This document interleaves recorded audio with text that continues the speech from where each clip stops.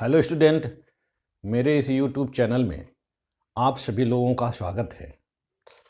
आज मैं आप लोगों को भारतीय संसद के बारे में बताऊंगा। भारतीय संसद, भारतीय संसद, भारतीय संसद में लोकसभा के बारे में मैं आप लोगों को बताऊंगा। जैसा कि हमारे भारतीय संविधान में संसद की व्यवस्था कर दी गई है, अनुच्छेद 79 के अनुसार भारत की एक संसद होगी जो राष्ट्रपति, राज्यसभा और लोकसभा से मिलकर बनेगी। इस तरह से हमारे भारतीय संसद के 3 अंग हो जाते हैं। राष्ट्रपति हो जाता है, राज्यसभा हो जाता है, लोकसभा हो जाता है। राष्ट्रपति संसद का अंग क्यों होता है? क्योंकि जब संसद के द्वारा विधेयक पारित होते हैं तो विधेयकों पे अंतिम स्वीकृति या अंतिम हस्ताक्षर राष्ट्रपति का होता है, और जब तक राष्ट्रपति का हस्ताक्षर नहीं होता है तब तक वह विधेयक कानून का रूप नहीं लेता है। विधेयक और कानून में अंतर होता है, यानी कि बिल और एक्ट में अंतर होता है। बिल और बिल एक्ट तभी बनता है जब राष्ट्रपति का सिग्नेचर हो जाता है। तो इस तरह से भारतीय संसद के 3 अंग हो गए: राष्ट्रपति, राज्यसभा और लोकसभा। अनुच्छेद 79 के अनुसार संसद की व्यवस्था की गई है। 79 के अनुसार भारत की एक संसद होगी जो राष्ट्रपति, राज्यसभा और लोकसभा से मिलकर बनेगी। तो मैं आज आप लोगों को लोकसभा के बारे में बताऊंगा। लोकसभा क्या होती है? ये जो लोकसभा है, लोकसभा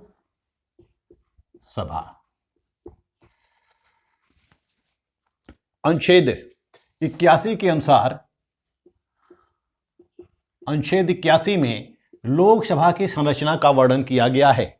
लोकसभा क्या होती है? लोकसभा को हम निम्न सदन कहते हैं या लोकप्रिय सदन भी कहते हैं।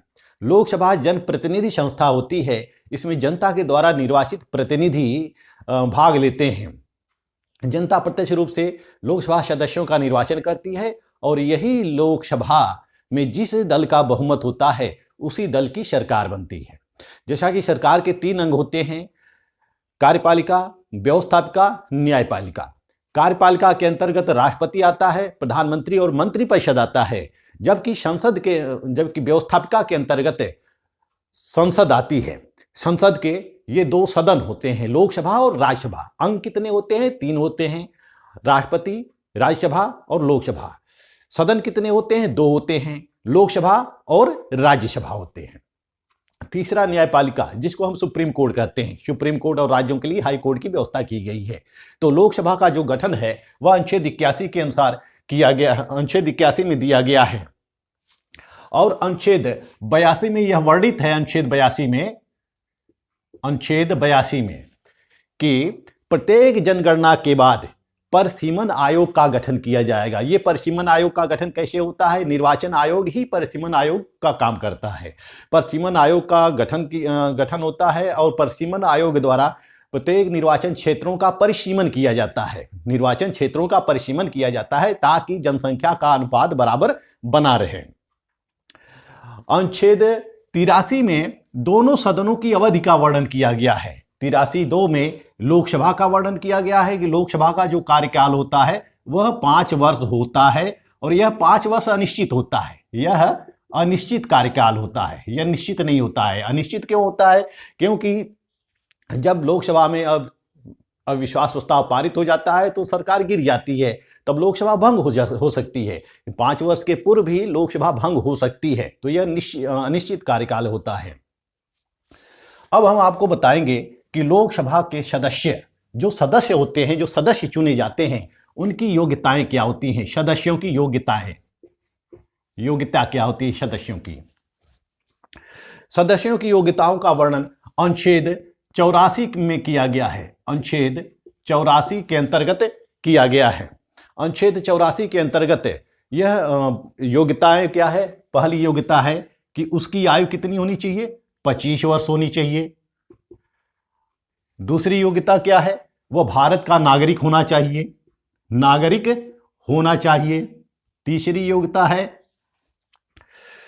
वह उसे किसी लाभ का पद पर नहीं होना चाहिए, लाभ के पद पर नहीं होना चाहिए।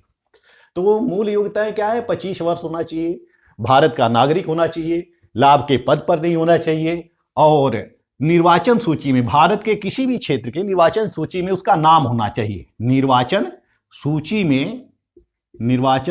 में उसका नाम होना चाहिए। ये योग्यताएं हैं।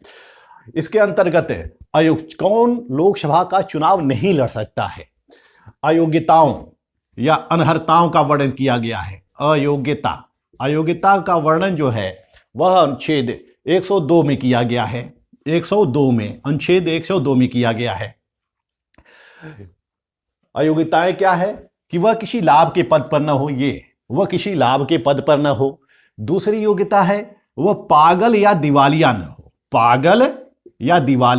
न हो, न्यायालय के द्वारा दंडित न किया गया हो, या न्यायालय ने उसको दिवालिया न घोषित कर दिया गया हो। तीसरी अयोग्यता है कि संसदीय विधि के द्वारा वह अयोग्य घोषित न किया गया हो, संसदीय विधि के द्वारा वह अयोग्य घोषित न किया गया हो, या फिर वह 10वीं अनुसूची में दल बदल कानून के तहत वह दोषी करार न किया गया हो, यानी कि दल बदल के कानून के तहत वह दोषी करार न किया गया हो। यदि दोषी है तो वह चुनाव नहीं लड़ सकता है। या फिर वह विदेशी नागरिकता स्वीकार कर लिया हो, जो व्यक्ति भारत में रह रहा हो लेकिन वह विदेशी नागरिकता स्वीकार कर लिया है, तो ऐसे व्यक्ति लोकसभा का चुनाव नहीं लड़ सकते हैं। इसके अलावा जो योग्यताएं दी गई हैं वह भारतीय संविधान के, यानी कि जनप्रतिनिधित्व अधिनियम 1951 में एक अधिनियम बना, जन प्रतिनिधित्व अधिनियम 1951 में एक कानून बना, और इसी अधिनियम में सारे लोकसभा के सदस्यों के लिए योग्यताओं का वर्णन किया गया है, अयोग्यताओं का वर्णन किया गया है। तो लोकसभा की योग्यता क्या होती है? लोकसभा का चुनाव लड़ने के लिए 25 वर्ष होना चाहिए, वह भारत का नागरिक होना चाहिए, वह निर्वाचन सूची में उसका नाम होना चाहिए। ये सारी योग्यताएं होती हैं लोकसभा का चुनाव लड़ने के लिए। अब हम आपको बता दें कि लोकसभा की सदस्य संख्या कितनी होती है। सदस्य संख्या लोकसभा की सदस्य संख्या कितनी होती है? जैसा कि अनुच्छेद 81 में कहा गया है, हमारे भारतीय संविधान में यह वर्णित है कि लोकसभा की अधिकतम संख्या 552 हो सकती है, 552 हो सकती है, जिसमें 530 सदस्य जो होते हैं वह राज्यों के द्वारा चुने जाते हैं, और 20 सदस्य जो हैं वह किसके द्वारा चुने जाते हैं? संघीय क्षेत्रों के द्वारा, यानी कि संघ शासित प्रदेशों के द्वारा चुने जाते हैं। यह के संघ शासित प्रदेशों के प्रतिनिधि होते हैं। इसमें 530 राज्यों के होते हैं, और जो 2 प्रतिनिधि होते हैं वो आंग्ल समुदाय से, आंग्ल भारतीय समुदाय से होते हैं। तो इस तरह से भारतीय संविधान में 552 सदस्यों की संख्या अधिकतम कितनी हो सकती है? 552 हो सकती है। और यह जो सदस्य संख्या दी गई है यह 1971 के जनगणना के आधार पर दी गई है। 1971 के जनगणना के आधार पर दी गई है। वर्तमान में जो सदस्य संख्या है वह कितनी है? 543 है। ये जो 2020 से पहले 545 होती थी, जिसमें कि 2 एंग्लो इंडियन होते थे, लेकिन जनवरी 2020 में एंग्लो इंडियन सदस्यों का जो प्रतिनिधित्व था वह समाप्त कर दिया गया। अब यह एंग्लो इंडियन के प्रतिनिधित्व नहीं होता है।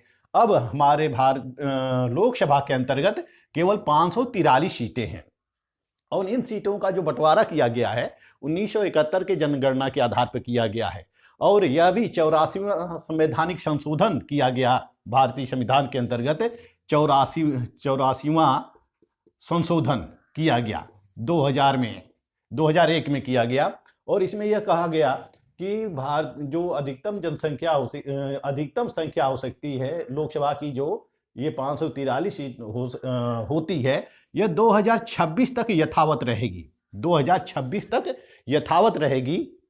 2026 के पश्चात होने वाली प्रथम जनगणना के पश्चात लोकसभा सीटों का बंटवारा पुनः किया जाएगा। तो इस तरह से 2026 तक लोकसभा की सदस्य संख्या 543 ही रहेगी।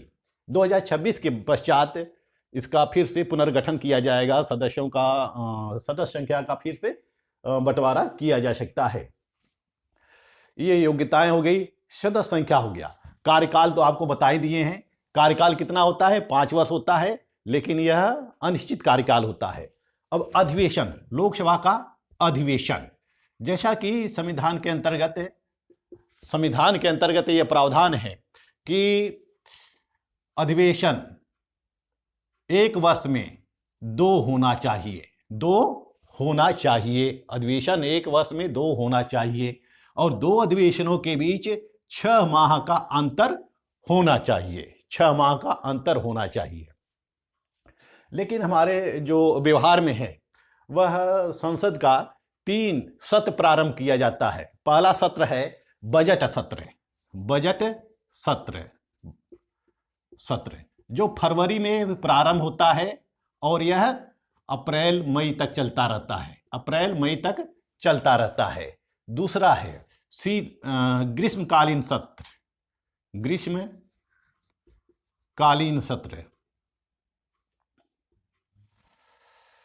यह जुलाई से अगस्त तक चलता रहता है। यानी कि बजट सत्र फरवरी से मई तक चलता रहता है और ग्रीष्मकालीन सत्र जुलाई से अगस्त तक चलता रहता है।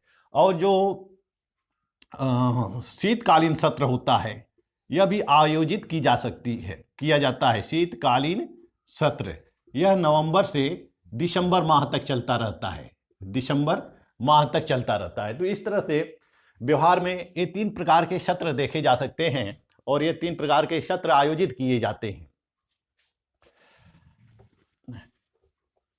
अधिवेशन वर्ष में 2 बार अवश्य होनी चाहिए और दोनों अधिवेशनों के बीच कम से कम 6 महीने का अंतर होना चाहिए। लोकसभा सदस्यों का निर्वाचन कैसे होता है? हम देखते हैं कि लोकसभा सदस्यों का निर्वाचन कैसे होता है। लोकसभा सदस्यों का निर्वाचन प्रत्यक्ष रूप से जनता के द्वारा होता है और जो भी व्यक्ति 18 वर्ष की आयु पूर्ण कर लिया हो वह वोट देने की पात्रता रखता है, मत देने की पात्रता रखता है। पहले पूर्व में यह इसकी अवधि जो थी 21 वर्ष थी, लेकिन 1989 में 61वां संवैधानिक संशोधन किया गया और इसके तहत आयु को घटा दिया गया, यानी कि 21 वर्ष से 18 वर्ष कर दिया गया। 21 वर्ष से कितना कर दिया गया? 18 वर्ष किया गया। लोकसभा सदस्यों का निर्वाचन एकल सदस्यीय निर्वाचन क्षेत्रों से होता है। पूरे भारत को 543 निर्वाचन क्षेत्रों में बांट दिया गया है और हर निर्वाचन क्षेत्र से एक प्रतिनिधि का चुनाव किया जाता है, निर्वाचन किया जाता है। जो भी 18 वर्ष का स्त्री पुरुष है वह मत देने का अधिकारी रखता है और एक व्यक्ति केवल एक ही वोट दे सकता है। यानी कि एक व्यक्ति एक वोट के सिद्धांत पर किया जाता है, प्रत्यक्ष निर्वाचन के द्वारा किया जाता है। तो इस तरह से लोकसभा सदस्यों का निर्वाचन प्रत्यक्ष रूप से जनता के द्वारा होता है। एक व्यक्ति एक वोट सकता है, एक व्यक्ति एक ही वोट देता है और जो भी वोटों का बहुमत जिसको प्राप्त होता है, वोटों का जो गिनती होती है तो वोटों का बहुमत जिसको प्राप्त होता है वही व्यक्ति विजयी होता है। वोटों का बहुमत प्राप्त होता है वही व्यक्ति, जिसको सबसे अधिक वोट मिलते हैं वही उसी व्यक्ति को विजयी घोषित किया जाता है। वेतन भत्ते, लोकसभा सदस्यों के वेतन भत्ते क्या होते हैं लोकसभा सदस्यों को। जो लोकसभा सदस्यों के वेतन भत्ते हैं वही राज्यसभा सदस्यों के भी वेतन भत्ते होते हैं। लोकसभा और राज्यसभा के सदस्यों में काफ़ी समानता है, विशेषाधिकार समान है, काफ़ी समानता देखने को मिलती है। तो लोकसभा के सदस्यों के वेतन भत्ते कितने होते हैं? इनको वेतन 2020 के पूर्व 50,000 रुपये वेतन दिया जाता था, लेकिन 2020 में संशोधन किया गया, इनके वेतन भत्तों में संशोधन किया गया। दो वेतन भत्ते और पेंशन संशोधन अध्यादेश 2020 लागू किया गया, 2020 लागू किया गया, जिसके तहत इनका वेतन 1 लाख रुपए निर्धारित किया गया, 1 लाख निर्धारित किया गया। निर्वाचन, ये वेतन है, वेतन 1 लाख निर्धारित किया गया। और निर्वाचन क्षेत्र भत्ता, इनको निर्वाचन क्षेत्र भत्ता मिलता है। कितना मिलता है? पहले 45,000 मिलता था, अब इसको बढ़ाकर 70,000 कर दिया गया है, 70,000 कर दिया गया निर्वाचन क्षेत्र भत्ता। कार्यालयी भत्ता कार्यालयी भत्ता इनको मिलता था, ये भी पहले 45,000 मिलता था, पहले पूर्व में 45,000, 2020 के पूर्व 45,000 था, लेकिन 2020 में इसको कितना कर दिया गया? 60,000 कर दिया गया, 60,000 कर दिया गया। तो इस तरह से इनका जो वेतन है वह कितना पहुंच जाता है? 2,30,000, 2,30,000 इनका वेतन पहुंच जाता है। इसके अलावा इनको दैनिक भत्ता भी प्राप्त होता है। जब संसद का सत्र प्रारंभ होता है, लोकसभा का सत्र प्रारंभ होता है, तो प्रतिदिन इनको 2,000 रुपया भत्ता दिया जाता है। इसके अलावा इनको सारी सरकारी सुविधाएं दी जाती हैं। कार खरीदने के लिए 4 लाख रुपए एडवांस दिए जाते हैं, टेलीफोन बिल दिया जाता है, रेलवे टिकट मुफ्त में दिया जाता है, हवाई टिकट भी इनको मुफ्त में दिया जाता है। इसके अलावा इनको पेट्रोल की सुविधा होती है, पेट्रोल की सुविधा दी जाती है। विभिन्न सरकारी सुविधाएं, जितनी भी सरकारी सुविधाएं हैं, सब इनको प्राप्त होती हैं। और इसके अलावा अपने क्षेत्रों का विकास करने के लिए इन सांसदों को 5 करोड़ रुपए प्रतिवर्ष दिए जाते हैं, 5 करोड़ रुपए प्रतिवर्ष दिए जाते हैं। और ये अपने निर्वाचन क्षेत्रों का विकास करते हैं। इसको सांसद निधि कहते हैं। क्या कहते हैं इसको? सांसद निधि कहते हैं, सांसद निधि, जो कि जिलाधिकारी के संतुति से खर्च किए जाते हैं, और इसकी मैक्सिमम सीमा जो हो सकती है वह 10 लाख रुपए हो सकती है। विशेषाधिकार, विशेषाधिकार, लोकसभा सदस्यों के विशेषाधिकार। लोकसभा सदस्यों को कुछ विशेषाधिकार भी प्राप्त है, लोकसभा सदस्यों को कुछ विशेषाधिकार भी प्राप्त है। जैसे लोकसभा के सदस्य जो होते हैं उनको भाषण से उन्मुक्ति प्राप्त है, भाषण से उन्मुक्ति, भाषण से उन्मुक्ति।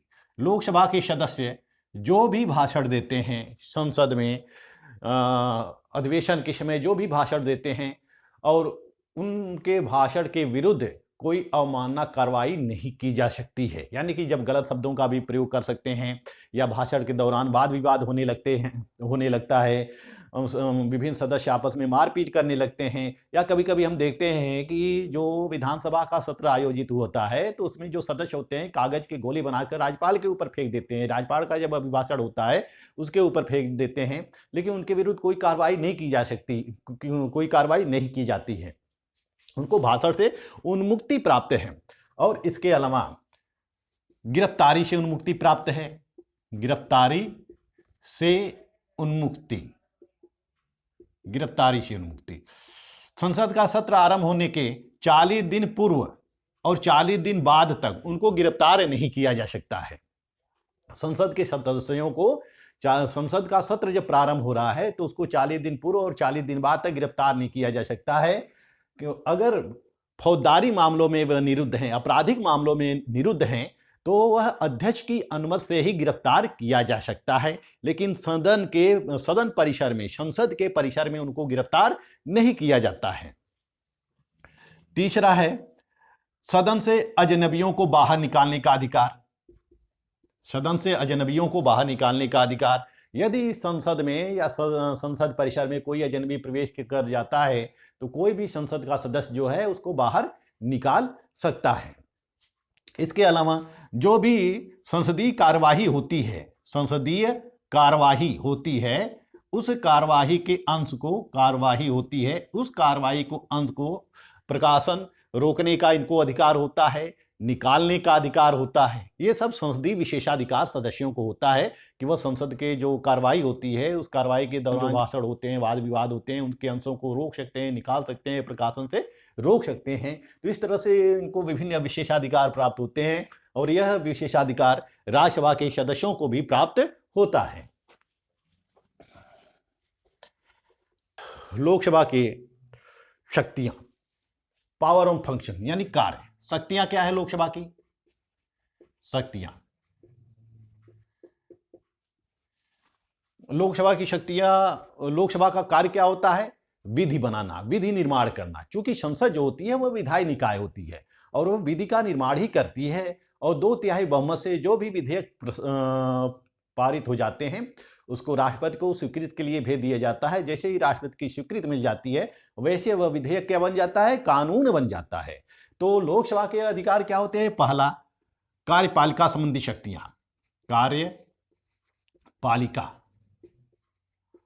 संबंधी शक्तियां। ये कार्यपालिका संबंधी शक्तियां क्या होती हैं?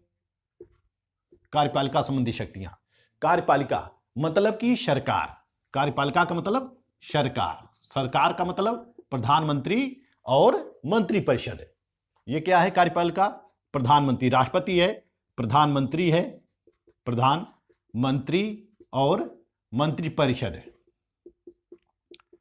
ये प्रधानमंत्री और मंत्रिपरिषद को लेकर इनको कौन सी शक्तियां प्राप्त हैं? प्रधानमंत्री और मंत्रिपरिषद को लेकर इनको कौन सी शक्तियां प्राप्त हैं? क्योंकि कार्यपालिका का गठन किससे किया जाता है? लोकसभा से किया जाता है, लोकसभा से ही किया जाता है। लोकसभा, लोकसभा में सीटों की संख्या कितनी होती है? 543 है वर्तमान समय में। और लोकसभा में जिस दल का बहुमत होता है, बहुमत होता है, उसी दल की सरकार बनती है।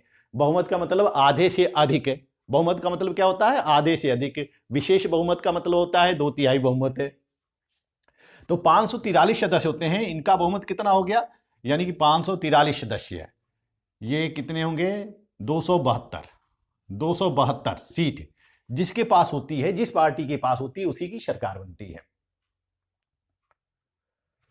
यानी कि 272 सीट, जिसको 272 सीट प्राप्त होती है उसी की सरकार बनती है। जैसे वर्तमान समय में 2014 से ही बीजेपी चल रही है, बीजेपी भारतीय जनता पार्टी सरकार में चल रही, सत्ता में चल रही है, तो इसको पूर्ण बहुमत प्राप्त है। बीजेपी को वो इस समय 2019 के चुनाव में 303 सीटें मिली थी, तो इसकी सरकार बनती है। और जिस वह पार्टी तय करती है प्रधानमंत्री कौन बनेगा। जैसे प्रधानमंत्री इस समय कौन है? श्री नरेंद्र दामोदर दास मोदी हैं, नरेंद्र मोदी हैं। प्लस जो होते हैं 70-80 मंत्री होते हैं, 70-80 मंत्री होते हैं। तो ये सब किससे चुने जाते हैं? लोकसभा से चुने जाते हैं। ये सब लोकसभा से ही चुने जाते हैं। यानी कि 272 सदस्य, ये 272 सदस्यों की सरकार बन जाती है। और फिर विभिन्न पार्टियां होती हैं जो कि अपोजिशन में होती हैं, विरोधी पार्टी होती है।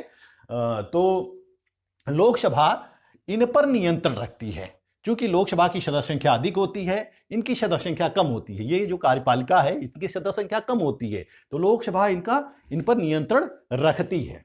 जब लोकसभा इन पर नियंत्रण कैसे रखती है? नियंत्रण इसलिए रखती है कि ये मनमानी न कर सकें, कोई विधेयक अनाप शनाप पारित न कर सकें, कोई प्रशासनिक कार्य मनमाने ढंग से न संपादित कर सकें। इसके लिए लोकसभा विभिन्न तरीकों से इस पर नियंत्रण रखती है। वह नियंत्रण के कौन साधन होते हैं? पहला, अविश्वास प्रस्ताव पारित करके, अविश्वास प्रस्ताव पारित करके। अविश्वास प्रस्ताव क्या होता है?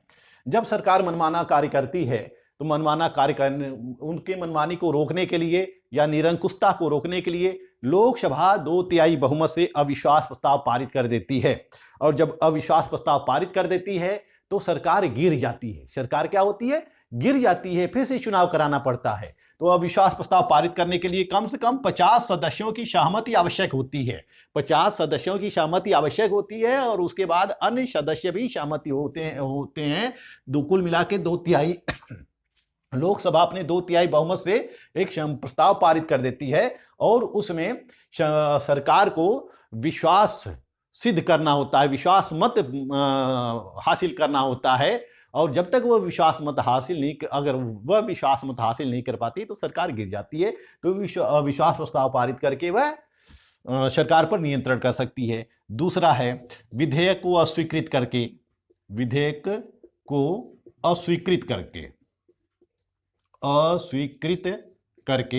अस्वीकृत करके लोग जब कार्यपालिका या प्रधानमंत्री और मंत्रिपरिषद यह अनाप शनाप विधेयक पारित करते रहते हैं और ये जनहित में नहीं होता है, यह लोक कल्याण के हित में नहीं होता है, तो ऐसी स्थिति में लोकसभा क्या करती है कि इनके विधेयक को अस्वीकृत कर देती है। और विधेयक को अस्वीकृत करने का मतलब होता है कि सदन में इनका विश्वास समाप्त हो गया है, सदन में इनका विश्वास समाप्त हो गया है और फिर सरकार को अपने पद से इस्तीफा देना पड़ता है। तीसरा, बजट को अस्वीकृत करके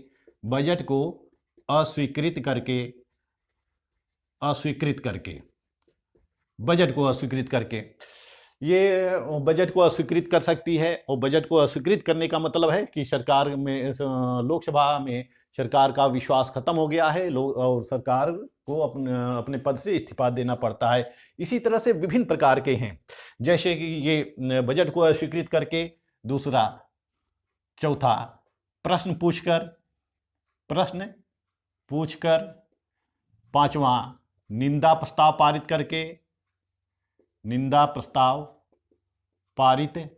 करके। छठा है कटौती प्रस्ताव पारित करके। सातवां है प्रशासनिक जांच आयोग, प्रशासनिक जांच की मांग करके।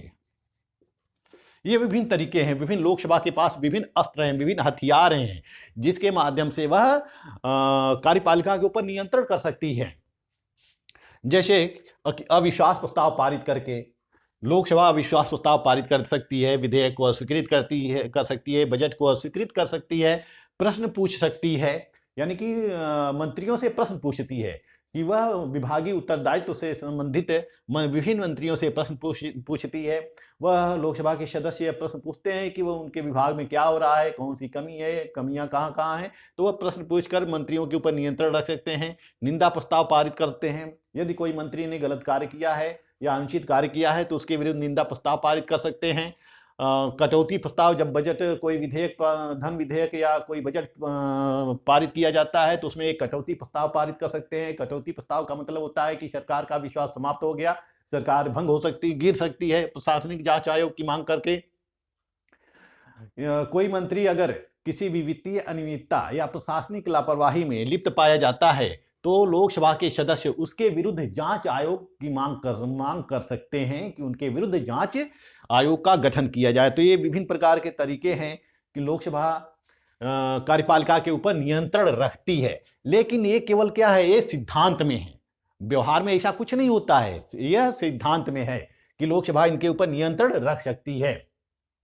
व्यवहार में क्या होता है कि कार्यपालिका जो भी विधेयक, यानी कि प्रधानमंत्री और मंत्रिपरिषद जो भी विधेयक पारित करते रहते हैं, लोकसभा उसको स्वीकृत करती रहती है। अगर स्वीकृत न करे तो लोकसभा भंग हो जाती, सरकार का विश्वास समाप्त हो जाता है और समाप्त हो जाएगा तो लोकसभा भंग हो सकती है। सरकार जब गिर जाएगी तो लोकसभा भंग हो जाएगी और जब लोकसभा भंग हो जाएगी तो उन्हीं सदस्यों को जो कि सत्ता में होते हैं फिर से चुनाव लड़ना पड़ सकता है, फिर से निर्वाचन होता है और ये हो सकता है कि उस बार के निर्वाचन में वह पुनः विजयी होकर न वापस आए। इसलिए सरकार जो भी विधेयक पारित करती रहती है, लोकसभा के सदस्य, चूंकि सरकार का लोकसभा में बहुमत होता है तो वह लोकसभा उन सारे विधेयकों को पारित करने का प्रयास करती रहती है।